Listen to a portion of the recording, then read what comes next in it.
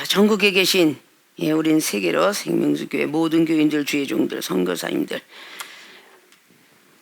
오늘 또다시 성령 강림절을 1년 만에 아쉬운 환경 가운데, 아쉬운 시대 가운데 다시 한번 만나면서 성령 충만한 우리에게 주시는 그런 이유들이 무엇인가에 대해서 우리는 많이 익숙해 있고, 또 성령 받지 않으면 우리는 거듭나지 못한다는 것이 가장 중요한 사실이고, 성령 받고 거듭나야만 천국을 갈 수 있고 하나님을 만날 수 있다라는 요한복음 3장 말씀을, 중요한 말씀을 우리에게 제시하고 계시며, 그리고 고린도후서 1장이나 5장을 통하여서 주님을 속히 만날 수 있도록 인도하시고 중미하시는 분이 성령님이다.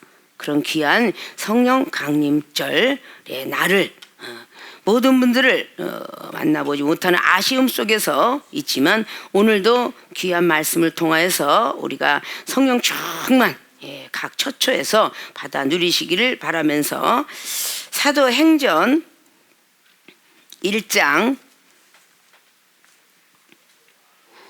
7절에서 9절까지의 말씀입니다. 사도행전 1장 7절에서 9절. 가라사대 때와 기하는 아버지께서 자기의 권한에 두셨으니 너희의 알 바가 아니고, 오직 성령이 너희에게 임하시면 너희가 권능을 받고 예루살렘과 온 유대와 사마리아 땅 끝까지 이르러 내 증인이 되리라 하시니라. 이 말씀을 마치시고 저희 보는 데서 올리어 가시니 구름이 저를 가리어 보이지 않게 하더라. 아멘. 강하게 내렸다 해서 강할 강자에 내려온다는 임자를 써서 성령 강림, 영이 내려온다. 그러면 땅에뿐만 아니라 우리 마음과 생각 속에 내려온다라는 성령 강림절입니다. 구약을 따지면 6월절 양을 잡은 뒤에 49일 만에 온 오순절이라도 하고 맥주절이라도 하며 말하고 있는 그런 절기죠. 신약에서는 부활절 후에 한 49일에서 50일 만에 온다 해서 부활절, 다시 살아난 그 모든 영혼들이 새로운 땅에서 성령 충만함을 받아 누리는 그런 날이라고 유대인의 절기로서 달려오지만, 하나님 믿는 모든 백성들에게는 이 모든 말씀을 적용해야 되는 사실상을 우리가 먼저 마음속에 새기시고, 사도행전 1장 7절에서 9절까지 봉독해 올린 본문 말씀의 제목은 나는 주님의 증인이 될 수 있나? 물음표를 제시합니다. 성령 강림절이 무슨 날이에요? 라고 이렇게 이야기하고 있었던 모든 초신자 시절을 넘어서 중신자가 넘어서 강신자의 어떤 그런 교회가 된 우리 세계로 생명수교의 모든 주의종과 교인들은 나는 주님의 증인이 될 수 있나? 한번 가슴에 손을 얹고 나는 주님의 증인이 될 수 있나? 이런 것을 생각하는 날이 되었으면 좋겠습니다. 어린아이들이 설날은 무슨 날? 라고 이렇게 물어보면 이 땅에 있는 모든 어린아이들이 세배하고 돈 버는 날 이렇게 얘기해요. 어린아이들은. 자, 어른들이 하는 말은 설날은 무슨 날? 조상을 섬기며 그리고 제사 드리는 날, 이렇게 유교 사상이 전해져 내려왔어요. 자, 이렇게 어린아이들이 생각하는 것과 어른이 생각하는 것이 차이가 있는 것처럼 기독교인들도 마찬가지로 성령 강림절은 무슨 날? 그러면 성령 충만히 내려서 가끔가다 말하는 날, 이렇게 많이 이야기하고, 성령 받고 좋은 날, 뭐 기쁜 날, 뭐 다 볼이 뭐 첫번에 다 가나안 땅 정착돼서 뭐 새로운 어떤 세계가 열린 날, 뭐 이렇게들 말을 할 수가 있습니다. 그러나 이제 우리 교회도 청년기가 넘어간 연수를 맞이해서 32년째를 맞이하는 그런 교회로서 이제는 많은 것도 어린아이 심정도 알고 연세 드신 분의 심정도 알고 있는 중반전, 허리 부분이 되었던 그런 시간들을 봅니다. 우리 사람에게는 허리가 다치면 남자고 여자고 아무 일을 못합니다. 움직일 수가 없어요. 그래서 전 세계를 위해서도 기도하는 우리 교인들이지만, 또다시 우리 교회를 위해서 더 크고 놀라운 축복을 받아갈 수 있는 그런 믿음의 교회가 되어 있지 않나, 그래서 자신들이 이제까지 내가 몰랐던 어떤 사실, 성령의 날 무슨 뭐 그날의 절기 이런 것이 아니라 나는 주님의 증인이 될 수 있나 라는 것을 먼저 마음속과 생각 속에 새기시고, 오늘 사도행전은 누가라는 제자가 성경을 기록하면서 주님께서 마지막 120문도 앞에서 바로 복음을 증거하시고 하늘로 올라가시면서 그때부터 성령의 시작되었는데, 그것이 수제자인 베드로 사도가 받게 되었죠. 이미 다 알고 있는 사실로서 정말 이제는 나 자신의 포커스를 맞추시고 각자의 처소에서 또 생활의 삶 속에서 또 이방인들 앞에서 나는 과연 주님이 증인이 될 수 있나? 이 증인이라는 것은 주님을 증거하는 사람인데, 과연 우리는 증인이라는 것을 여러 가지로 다방면으로 우리는 볼 수 있고 쓸 수 있어요. 자, 어떤 죄인이 있어요. 그런데 재판관에 나가야 돼요. 그러면 나는 저 죄수를 변론할 수 있나? 그럼 변호사죠. 저 사람은 죄가 있다고 얘기했어요. 그리고 검사가 되겠죠. 자, 이렇게 우리는 저 사람의 죄를 조금이라도 좀 마무리시켜서 나오게 해야 되겠다. 뭐 죄를 좀 감량을 받게 해야 되겠다. 뭐 이런 모든 것들이 다 보면 중보자 역할하는 증인이에요. 자, 우리가 집을 하나 살려고 해도 법적으로 우리가 인정받은 어떤 그런 증명서가 아니면 자격증을 가지고 있다면 될 텐데, 그게 없기 때문에 이사 다닐 때에 대소서 그걸 찾아다니는, 그런 법무사를 찾아다니는, 법을 위해서 아무것도 모르니까 법무사를 찾아가고 부동산을 찾아가서 집을 얻게 되고, 이 사람들은 다 그거를 우리는 증인으로 삼고 있습니다. 자, 이런 것처럼 우리도 주님은 이 땅에 2000년 전에 오셨다가 30세 생일을 마치시고 하늘 올라가면서 제자들을 향하여서 나의 증인이 되어라, 모든 족속을 제자 삼으라 라고 마태복음 28장의 마지막 19절 이하로도 말씀하고, 마가복음 16장의 15절로 20절까지도 말씀하고, 누가복음 24장의 전체를 말씀하기도 하며, 요한복음의 21장을 통해서 말씀하신 바와 같이 바로 우리는 모든 일로 하여금 하나님 믿는 백성은 기독교인이 신앙인으로 변해서 그리고 그리스도인이 된다면 우리는 누구나 주님의 증인이 되어야 되는데, 이 주님의 증인이 되려니까 자격을 갖춰야 되겠죠. 우리는 자격증을 얻기 위해서 모든 것들을 그냥 뭐 내가 음식 잘 만든다고 해서 식당을 차리는 게 아니고, 옷을 잘 만든다고 해서 옷가게를 차리는 게 아니에요. 거기엔 다 정부에서 나오는 다 자격증을 얻어야 돼요. 뭐 세탁소가 됐든 음식점이 됐든 뭐 어떤 다 자격증을 얻어야 그 나라에서 자격증을 제시하고 모든 증서를 다 비장어도 자격증을 얻어야 나 잘 잘라 그런다고 하는 거 아니죠. 다 자격증을 얻어서 다 옆에 상장도 받고 표창장도 받고 자격증 얻어서 붙여야 그곳에 사람들이 모여서 그들에게 기대하고 있더라 라고 하는 것처럼, 우리 하나님의 사람들도 마찬가지 그게 필요하겠기에, 자격증이 필요하겠기에 오늘 주님은 제자들에게 말씀하시는 것을 누가라는 제자가 기록하게 됐죠. 자, 그럼 본론으로 들어갑니다. 나는 주님이 증인이 될 수 있나? 물음표를 제시하면서, 첫째, 성령의 권능을 받아야 한다. 자, 우리가 주님의 증인이 되려면 성령의 권능을 받아야 됩니다. 이 권능은 권세 있는 능력이에요. 그러니까 최고 꼭대기 차원이죠. 성령의 은사, 성령의 능력, 성령의 권세, 그리고 성령의 권능은 제일 라스트 사건이에요. 다 성령의 은사 받았다 그렇다고 해서 주님이 증인이 되는 거 아니에요. 자기 일에 급급합니다. 성령 은사 받은 사람들이 영원 떠지길 원하고 천사 보길 원하며 주님 음성 듣길 원하고 막 옆에 축복받길 원하고, 나도 기도 잘하길 원하고, 나도 뭐 말씀 잘하고, 나도 지혜로운 천도 잘해, 이렇게 들어간다고 해서 주님의 확실한 증인이 되는 거 아닙니다. 자격증을 따가고 있는 고등학교, 대학교, 대학원의 박사 코스를 마쳐야 의사가 되고 공무원이 되고, 거기서 법대가 나와서 법원이 되고 경찰이 되는 것처럼, 이런 모든 또 코스를 맞춰가는 것처럼 우리는 바로 성령의 권능, 성령의 은사는요, 어린아이에게 햄버거 사주고 치킨 주는 정도의 선물이에요. 부모가 그 자녀한테 조금씩 주는 선물에 지나지 않아.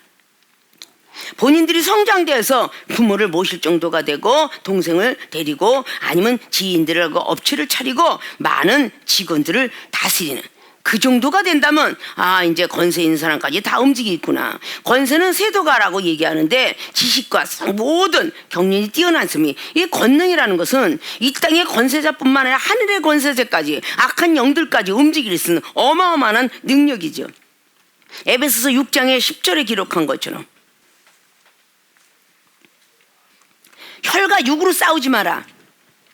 왜 믿는 에베소 교회들에게 사도 바울 선생님께서 다 믿는 자들이고 하나님 아는 자들이고 다 체험받은 사람들에게 왜 전신갑주를 입으라고 또 강조했을까? 너희들이 혈과 육으로 싸우면 절대 이길 수 없다. 이 전신갑주는 하나님으로부터 받는 자격증이다. 그 자격증을 얻으면 악한 영들과의 싸울 수 있고 권세자들을 이길 수 있으며, 이 모든 것들을 다, 이게 우리 눈에 보이지 않는 악한 영들의 싸움은 하나님의 전신갑주에 있는 거예요.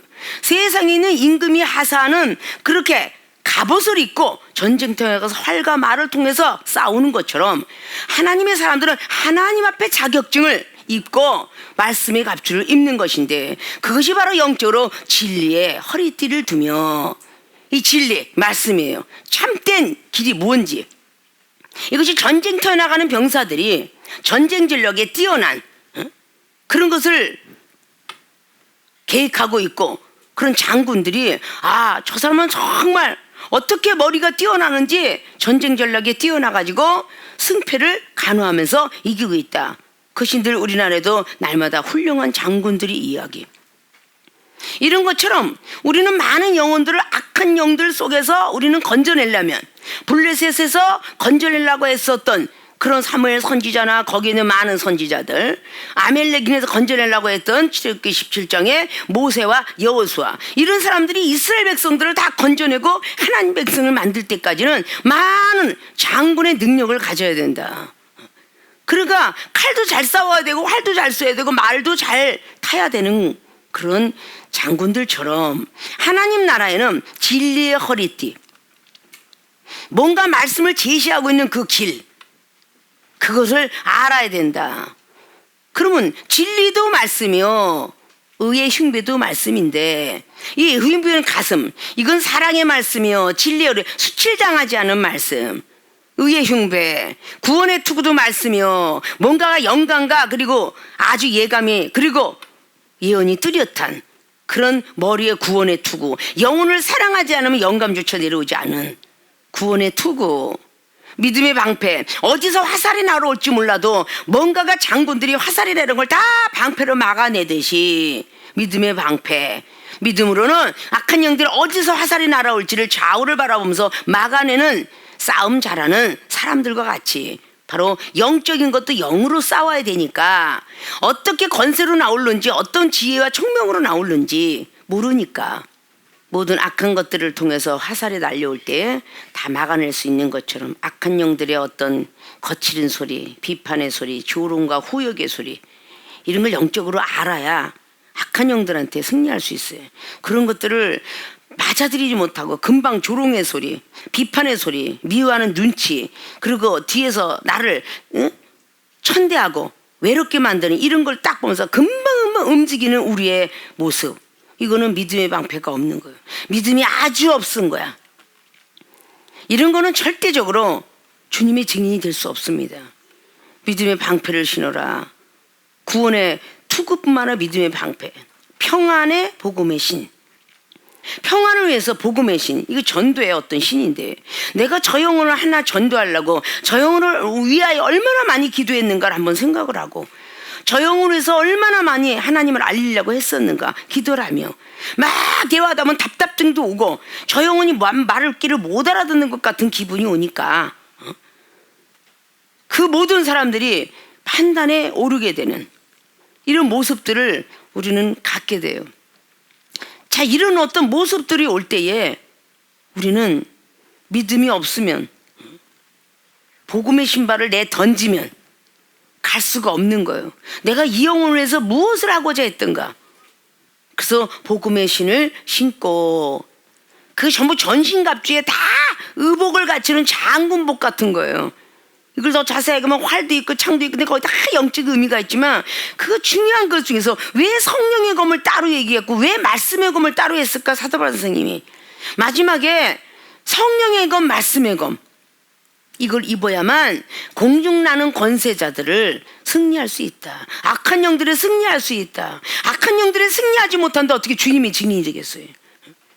주님은 그 많은 바알세불 소리 들었어도 그 많은 후역을 들었었고 계속 제자들의 배신을 했고 그런 시간이 있어도 전혀 들리지 아니하시고 오직 전신갑주 입으시고 오직 영혼만 구원하는 데 신경 쓰시고 저들의 영혼이 손과 발로 지어졌던 아담과 하와제가 손으로 졌던 그릇을 손에 못 짜고 걸어가서 선악과를 따먹었으니 발로 지은 제 발에 못 짜고 생각을 써 범죄했으니 구원의 툭을 쓰시고 마음으로 범죄했으니 심장에 그 창을 박히는 그런 어려움 속에서 우리 주님은 우리를 구원하셨고 그 구원의 어떤 역사가 바로 지금 이 시대까지 내려오고 있음을 우리는 잘 아는 바 성령의 권능은 차이가 많이 있다라고 많은 사람이 성령의 은사 그럼 성령의 은사를 받은 사람들이 왜 자꾸 쉽게 쓰러질까? 변화산상의 역사를 베드로, 야고보, 요한처럼 많이 본 사람이 있을까? 엘리야를 만났고 그리고 모세를 만났던 영적으로 올라가서 다 만났는데 누가복음에 날마다 우리가 알고 있는 바 17장이나 그리고 우리 마가복음 9장과 누가복음 9장과 마태복음 17장에 변화산상의 역사 속에서 베드로, 야고보, 요한은 하늘의 구름 속에서 들려오는 그 하나님의 음성 그렇게 선지자들을 만나보았건만 왜 주님을 부인했을까? 왜 주님이 증인되지 못했을까? 왜 주님께서 왜 겟세마네 동산에 올라가면서까지도 그렇게 염려를 하셨을까? 베드로 사도를 사복음서에 다 기록된 것처럼 누가복음 22장에 28절로 계속 31절 33절까지 기록한 바 너는 자꾸 사단이가 너의 죄를 자꾸 하나님 앞에 청구하려고 문 앞에 기다리고 있다. 왜 겟세마네 동산에 올라가 기도하니 그 직전까지도 그 은사를 충만히 받았던 천국 열쇠까지 받았던 베드로 사도를 염려했을까? 성령의 은사 정도가 되었기 때문에 능력을 넘어서 세상에는 권세자들은 우리가 배워야만 그 많은 지식가들을 이기는 것처럼 영적으로 많은 말씀으로도 천사를 가장한 고린도후서 11장에 기록한 14절이 있는 것처럼 선지자들이 다 천사를 겉으로는 다 가장을 하지만 안에는 늑대다. 양을 아주 약탈하는 늑대가 들어있다. 이거를 다 간파하고 분별하려면 작은 능력 갖고는 안 되는데 이런 걸 다 가져야 되고 다 하나님 믿으면 고린도서 14장 말씀의 1절처럼 다 예언을 사모하고 사랑을 근데 그 예언을 사모하되 사랑이 없이는 사랑이 흉벨같지 아니하면 절대 받을 수 없다라고.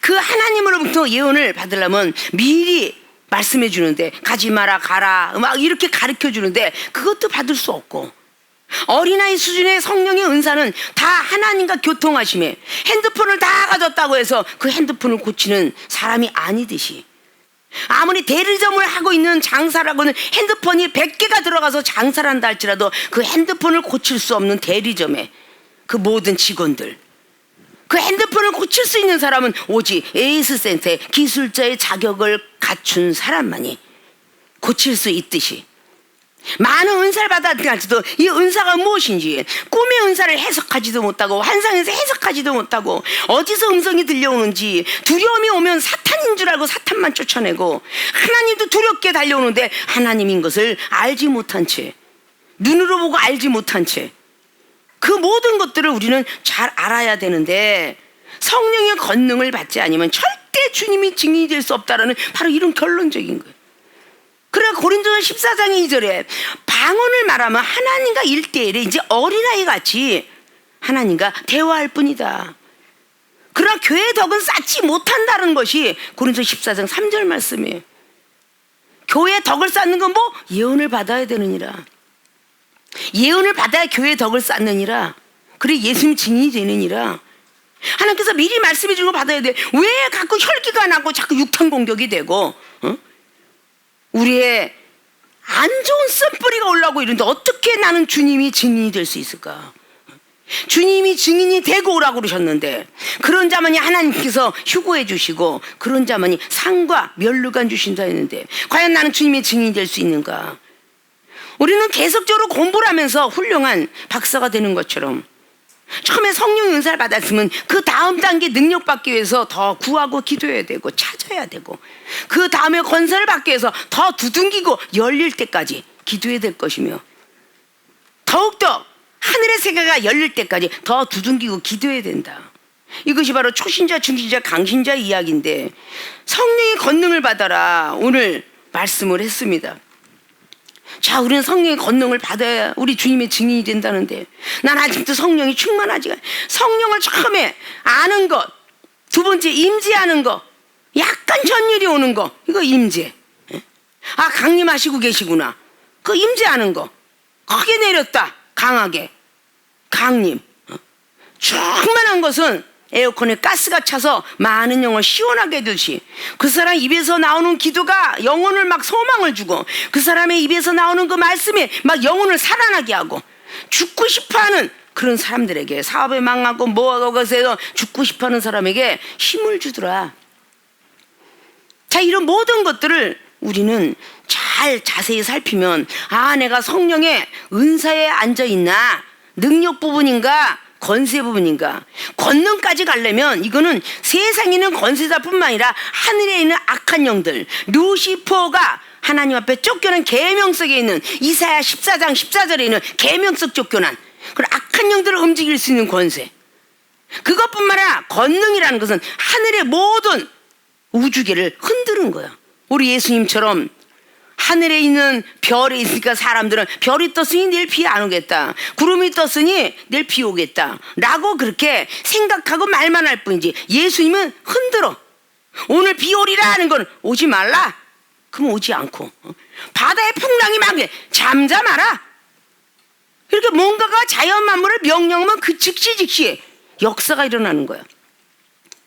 그게 사람에게도 받았느냐고 야고보 기자는 5장의 19절 이하로 믿음의 병든기도 낳는 사람은 초신자 믿음의 기도를 했는데 안 났어 집사가 감독을 청하라 중신자 근데 더 강신자의 역사는 바로 뒤에 19절에 엘리야 선지자는 우리와 똑같이 사람이 육체를 가졌으되 역사하는 힘이 많으니 그 역사하는 힘은 어딨지? 라고 하는 사람은 구약 말씀을 알아야 되니까 신약만 좋아하는 사람은 구약 말씀 모르니까 열왕기상 18장에 하늘에서 불을 끌어내리고 그 다음에 막 그냥 마차가 축지법을 써가지고 막 60km 이상 되는 마차 앞에 뛰어갔더라. 이것은 바로 역사하는 힘이 아니니까 자연계를 흔드는 이런 것을 보고 우리는 성령의 권능을 받아야 한다라는 말씀을 하고 있는 것입니다.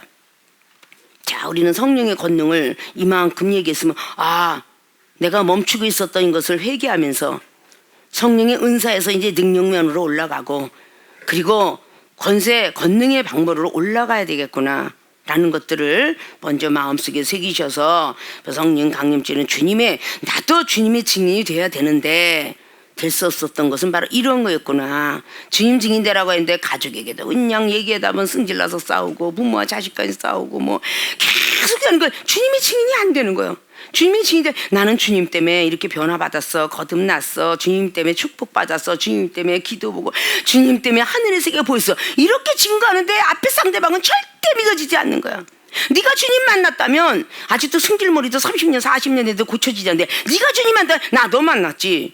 네가 하나님인데 내 주먹을 믿지. 이렇게 하고 이방인들 속에서 나오는 이야기가 아직도 우리가 거듭나지 못했기 때문에 성령의 권능 쪽으로 달려가면 무예가들이 도 같으면 잠잠히 하수들하고는 싸우지 않는 것처럼 강신자들은 초신자 중신자하고 말다툼이 일어나서는 안 된다는 사실을 먼저 알고 성령의 권능을 꼭 받아야 되겠구나.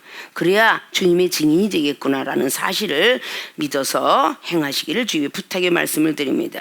두 번째, 나는 주님의 증인이 될 수 있나? 유예사를 이해시켜야 한다. 요즘 간단히 많이 줄이는 말들이 많이 있더라고요. 유예사 뒤에 나오는 겁니다. 자, 너희가 권능을 받고 예루살렘과 온 유다와 사마리아 땅끝까지 이르러 내 증인이 되리라 하시니라. 예루살렘, 온 유대. 그래서 유다, 그 유대, 사마리아, 예루살렘. 그러니까 예루살렘, 유대, 사마리아를 이해시켜야 한다라는 뜻입니다. 유해설의 예유사가 되네. 자, 예루살렘, 유대, 사마리아 땅끝까지 이르러 내 증인이 되리라 하시니라. 성령의 권능을 받는 것은 첫 번째 우리가 해야 될 일인데, 성령의 권능을 받기 위해서는 열심히 기도하고 믿음을 지키고 달려가는 사례고, 두 번째 예루살렘, 유대, 그리고 사마리아의 그 증인이 되리라. 땅끝까지 이르러, 사마리아뿐만 아니라 땅끝, 지구상의 모든 것 증인이 되리라 하시니라. 이 말씀을 하셨다. 이건 주님의 말씀이에요. 자, 예루살렘은 말씀 중심에 사는 사람들이에요. 영적으로 말하면 현재 지구상이지만, 유대인들은 믿음이 최고 좋다고 하는 사람들, 사마리아는 하나님 믿다가 배신한 사람들, 이런 사람들이 바로 예루살렘, 유대, 그리고 사마리아 땅끝까지 내 증인이 되어라 라는 말씀을 했어요. 이 말씀을 마치고 저희 보는 데서 올려가셨죠. 구름이 저를 가리어서 보이지 않게 하시더라. 9절에 10절 보니까 올라가실 때 제자들이 자세히 하늘을 쳐다보고 있는데, 흰옷 입은 두 사람이 저희 곁에 서서 가로되, 갈릴리 사람들아 어찌하여 서서 하늘을 쳐다보느냐. 너희 가운데서 하늘로 올리우신 이 예수는 하늘로 가심을 본 그대로 오시리라 하였느니라. 자, 오늘 여기에 120문대 모든 사람들은요, 하늘에 지금 두 천사를 봅니다. 그리고 예수님이 올라가는 걸 봐요. 자, 이걸 보고 이방인들한테 이게 미쳤다고 하겠죠. 강신자들한테만 나타나는 역사예요. 다 500명 문도에서 걸르고 380명은 다 갔어요. 왜냐? 고린도서 15장 말씀을 보면 사도 바울서의 고린도 교회에게 말해요. 예수님께서 무덤에서 살아나신 그 모습을 본 사람은 500명이다. 근데 제일 첫 번째 본 사람이 막달라 마리아다. 그 후에 제자들이다. 그 후에 500명이고 만삭되지 못한 나 바울에게도 보였노라. 그 말씀이 그 성경을 기록하고 있죠. 근데 그렇게 죽었다가 살아나신 그 모습 봤고, 썩은 냄새가 펄펄 나는 나사를 고쳤던 그 사람들도 부인을 했는데, 썩은 냄새가 나는 그런 나사를 고쳤는데 예수님 부인하고 도망가고 팔았죠. 그랬는데 예수님 무덤 속에 살아나셨어요. 살아나신 걸 본 사람도 역시 380명이 도망을 갔더라. 참 중요합니다. 우리가 지금 오늘 신앙생활 잘해서 나는 증인이 되는가라고 하면서 세상 주인이 되고 세상 증인이 되는 모습을 볼 수 있어요. 자, 이런 것들을 우리는 잘 바라보면서, 말씀 중심이 된 사람, 나는 말씀이 없어서 저 사람을 어떻게 대하지? 성령의 권능을 받으면요, 그 말씀 위에 쓰게 됩니다. 왜? 하나님께서 쓰게 하니까. 난 저 사람보다 믿음이 적은 것 같아 라고 하지만, 성령의 권능을 받으면요, 그 사람의 믿음쯤이야 당연히 하나님께서 오르게 하죠. 왜? 예수님 증인만 되고자 한다면, 잘못 가고 있는 길을 제시하고 있다면 반드시 하나님이 성령의 권능을 부여해 주신다는 그 뜻입니다. 자, 사마리아에 하나님과 원수가 된 사람을 아무리 이해시키려도 안 되는 거예요. 이 세상에도 우리가 신앙인으로서 많죠.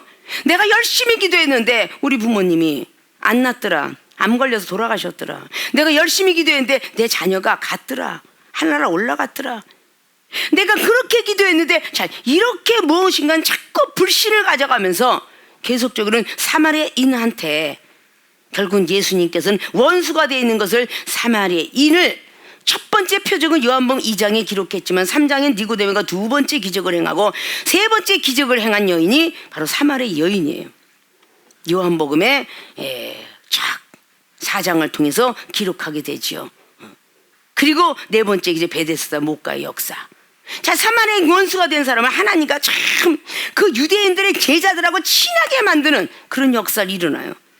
자, 이런 걸 보면서 하나님과 백성들의 그 회복도 주지만, 바로 우리 기독교인과 이방인들이 싸우고 있는 그 사람들에게 순탄하게 평범하게 들어갈 수 있는 이런 것들이 바로 우리는 주님의 증인이 되는 것인데, 사마리아인들에게 이해시킨다. 자, 그러면 여기서 예루살렘과 유대와 사마리아인데, 같은 교회에 있으면서도 올라가고, 유대와 같은 사람, 사마리아 같은 사람, 그리고 예루살렘 같은 사람이 있어요. 왜냐? 은혜 받을 때는 할렐루야, 은혜 안 받으면 떨어져서 하나님은 너무하셔. 이게 사마리아인과 같은 거예요.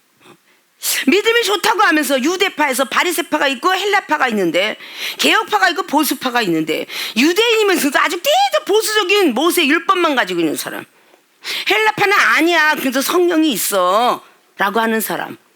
사도행전 19장에 사도 바울 선생님이 에베소 교회 하나님 믿는 백성이었어요. 모세율법 믿는 백성이에요. 그런데 세례 요한만 주장하는 사람. 사도 바울 선생님이 다시 성령의 권능을 받아라 라고 기도하니 예언도 하고 방언도 터져 나오더라. 모세율법을 완벽하게 바꿔버린 사도 바울 선생. 아니, 이런 게 어디 있어? 이단 아니야? 사이비 아니야? 라고 하는 것을 싹 바꿔놓으신 예수님. 그 모든 예수님의 역사를 사마리안을 바꿔놓고 서기관과 바리새인들을 바꿔놨던 요한복음 9장의 그런 역사, 이걸 사도 바울 선생님도 이어받아가지고 바로 그 사도행전 19장에 18장에 아볼로를 변화시켰고 19장에 에베소니 교인들을 변화시켰으며, 그리고 손에서 수건을 던져서 신비스럽게도 병든 자를 고치게 되는 신의 능력, 이런 것들이 보면 다 성령의 권능을 받았기 때문에, 베드로 사도의 그림자만 밟아도 죽은 자가 일어나, 침상만 들고 가서 그림자에 놔도 병이 낫도다. 이것이 바로 성령의 권능을 받으니까 다 되는 거. 우리는 나는 주님의 증인이 될 수 있는 걸 때 성령의 권능을 받지 않으면 절대 주님의 증인이 될 수 없고, 오늘 이해시켜야 된다. 예루살렘과 유대와 사마리아의 인들을 이해시켜야 한다. 이렇게 이해시키지 않으면 주님의 증인이 될 수 없다. 성령의 권능을 받은 사람은 당연히 이해시키는 사람이 되겠죠. 자, 사도 베드로 선생은 바로 그렇게 많은 걸 통해서 넘어가고, 사도행전 2장에 사도 베드로가 얼마나 예수님이 증인이 되는지 몰라요. 각국 나라의 언어를 통해서 각국 나라 거기 있는 지역에 있는 사람들을 다 그들의 통하는 그 말을 언어로 하고 있었더라라는 이 말은, 육적으로 볼 때는 그 나라 회화를 했구나라고 하지만 영적으로 볼 때는 전혀 다른 세계의 사람들을 이해시켰다는 거예요. 불교인들, 다신론주의자들 이해시켰다는 겁니다. 아시겠습니까? 훈련이 돼 있죠. 근데 방에서도 다리 뻗고 누워 있지는 않습니까? 이렇게 부엌에서 설거지하면서 듣지는 않습니까? 이런 것들을 우리는 하나님 앞에 정통성을 가지고 중심을 맞추셔가지고 들어가야 된다는 사실이다. 나는 주님의 증인이 될 수 있을까라고 할 때 각자의 처소에서 점수를 매겨보는 거야. 나는 형편없는, 아직도 은사에서 머물고 있는 것이 10년, 20년, 30년. 나는 언제 능력을 받을까? 능력은 능할 능자, 힘력자. 내 힘이 저 사람한테 내 기가 저 사람한테 들어가서 병 고침 주고, 내 기가 저 사람한테 들어가서 마귀를 쫓아내고, 내 기가 저 사람한테 들어가서 소망을 주고, 내 기가 저 사람한테 희망을 얻는, 이런 부분이 돼야 되는데 아직도 멀었구나. 반성들 하셔야 되겠죠. 능력, 권세는 말씀이 달달달달 지식도 있어야 되고 지혜도 있어야 되고, 선악을 분별하는 백성들을 다 보는, 솔로몬과 11개상에 나와 있는 그 말씀의 2장을 통해서 성령을 충분히 받고 나니까, 그 다음에 하나님께서 1000번째 데려가서 지혜를 허락하시니 선악과를 분별하게 되었고, 그 재판관으로서 최고의 1등이 되니까 전국에서 달려오게 되었다는 것을 볼 수가 있습니다. 자, 나는 주님이 증인이 될 수 있나?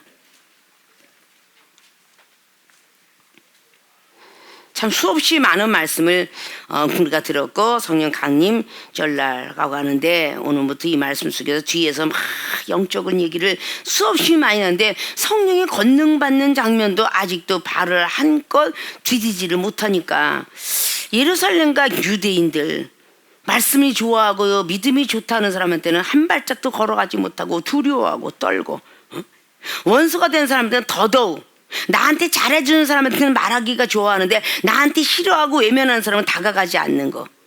그럼 어떻게 사마리아인들을 교화시킬 것인가? 정말 나를 싫어하는 사람에게 다가가야 되는 것이 마태복음 5장 45절 이하에 있는 것처럼, 그런 사람이 돼야 된다는 사실을 보고 나는 성령을 더 받아야겠구나, 성령은 언제 임하나? 기도할 때, 죄를 깨달을 때, 찾고자 할 때, 순종하고 봉사할 때, 구제할 때, 선교할 때, 뭔가 마음으로 생각과 모든 걸 드리고자 할 때, 용서하고자 할 때, 이 많은 것들을 통해서 성령의 역사하심과 내리심이 있다는 사실을 각 처처에서 아시고, 성령 강림절에 나는 주님의 증인이 될 수 있나라는 이 말씀을 우리 마음속 깊이 새기시고, 우리가 노다지 지겹도록 들어왔던 그런 시간들, 첫째 성령의 권능을 받고, 두 번째는 예루살렘, 유대, 그리고 사마리아를 이해시켜야 한다. 이 두 가지 내용들을 우리가 잘 가지고 있어야 나는 주님의 증인이 되었다 라고 말할 수 있음을 아시고, 성경 속에 있는 모든 것들을 우리가 다 파악하고 알아가기에는 성령이 꼭 필요하다. 이 성령이 없으면 성경의 66권을 이해할 수도 없고 알 수도 없으며, 왜 오셨다가 왜 행적을 하시고 왜 또 무덤에서 일어나시고 또 하늘나라 올라가서 또 강림하셔 심판하러 오신다는가, 이런 모든 뜻들은 우리가 성령을 충만히 받아야만 된다는 사실을 믿으시고, 성령 충만함 받는 하루가, 그리고 주님 오실 그날까지 다시 한번 또 내년 주님이 모든 우리 인도함 따라 있는 분들이 되어주시길 주님의 이름으로 부탁을 드리고 축원을 드립니다.